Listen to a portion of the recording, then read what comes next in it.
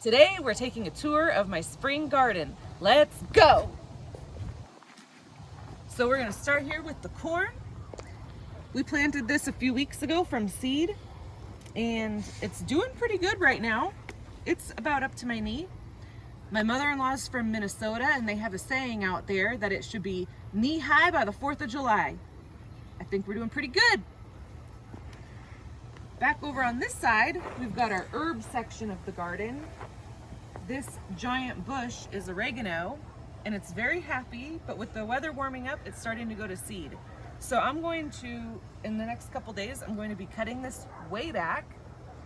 And when I cut this back, what I'm looking for, so here you can see all this new growth. So I'm going to cut it about right here. And in the next season, all these new growths are going to be big pieces like this.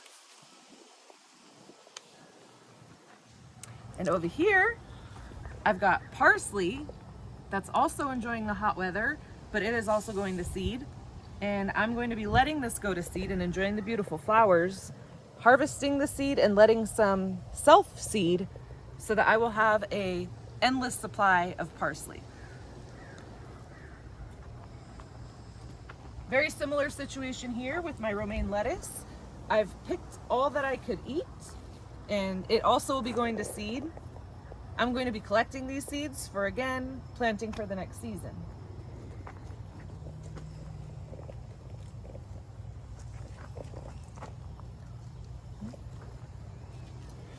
Here I've got another patch of corn.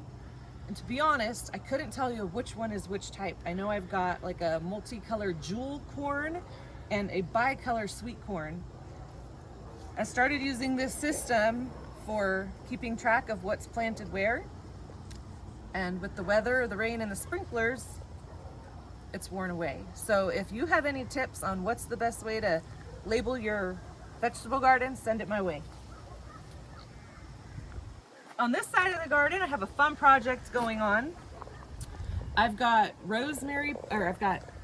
lavender plants, and some of my customers often request potted, rooted lavender instead of fresh cut lavender. So what I've done is I've gone to my giant lavender bushes and taken these little pieces that have rooted themselves, and now I'm transplanting them here where they're gonna get more care, attention, and consistent watering, so that when they grow big enough, I'll put them in pots for my customers. Here are peas that were featured in one of my previous videos on why you might be interested in homesteading, where I was planting them during the video. I'll link that right here so you can check that out if you're interested. This is another project. This is a test project that I have. My house is about 40 years old and it came with this old, I don't know what type of tree it is. We weren't given directions when we moved in. It's almost like a pluot or an apium, like a cross between a plum and an apricot. It is the most delicious stone fruit I've ever had. So what I've done is I've taken cuttings from it and I'm trying to regrow it because my tree is so old. It's got a lot of damage and it's actually got termites in it. And after this season, it's going to be going away.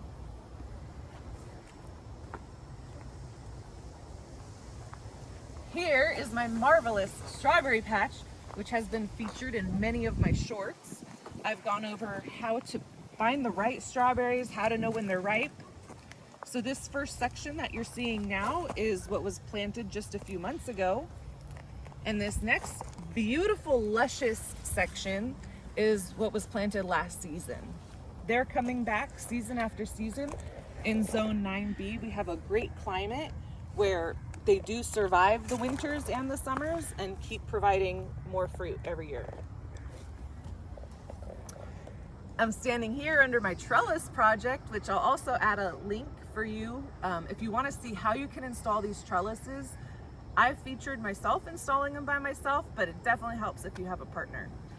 So after I planted these, I've started trellising my vining beans on here, and we're just starting to get some flowers on them, so hopefully we'll have fresh beans soon.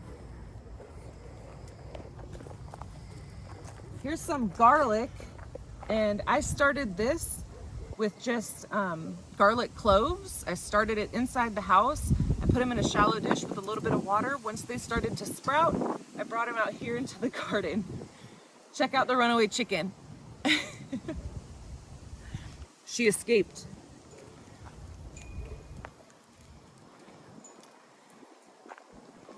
Here's my third trellis in the garden. And on this side, I've got baby cucumbers that I've planted recently. So those are just starting to come up. And behind that is my second patch of carrots. So this is the first patch of carrots. I planted this patch about 2 weeks before that new patch. So by the time I'm harvesting these and using these, I will have a next round ready to go. Here are some of my bush beans. They also are starting to get flowers, and if you come in real close, you can see, look at the baby bean and an itty bitty bean with these beautiful flowers. And back here in the corner, I have asparagus. This is one of my favorite vegetables to grow. This is like the strawberries. It keeps coming back year after year. And if you haven't tried growing asparagus, just know it takes a couple of years before you can start to get real asparagus spears to harvest. Also, when you grow your own asparagus, it is so good, so tender, sweet and delicious. You can eat it raw, straight from the garden. Over here, I have my tomato patch. So I have a couple of these that are larger sizes, and if you see here, we're getting our first flowers. So hopefully in the next couple weeks, we'll barely be starting to get some tomatoes. And then surrounding my tomatoes over here, this is my most successful attempt at pumpkins that I've had so far. So these are all pumpkins, and I have so many blossoms on here. Their blossoms kind of look like a squash blossom. And I do have a couple itty bitty pumpkins on the back side.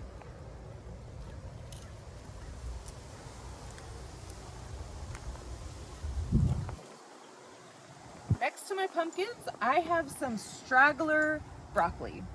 Normally I wouldn't have broccoli this late in the season, but because we've had such mild temperatures here in Southern California, it's actually still doing okay.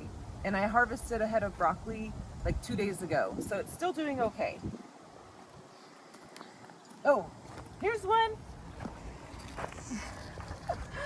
So as you can see, it's not a very tight crown, and each of the little parts are starting to open up and almost start to flower. So I'll have to harvest this 2 bites of broccoli here in the next day or two so I can eat that.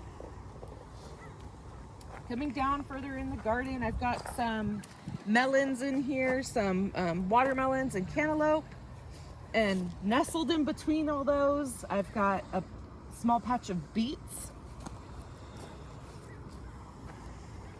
Similar here, I've got more types of melon and beets hidden in here.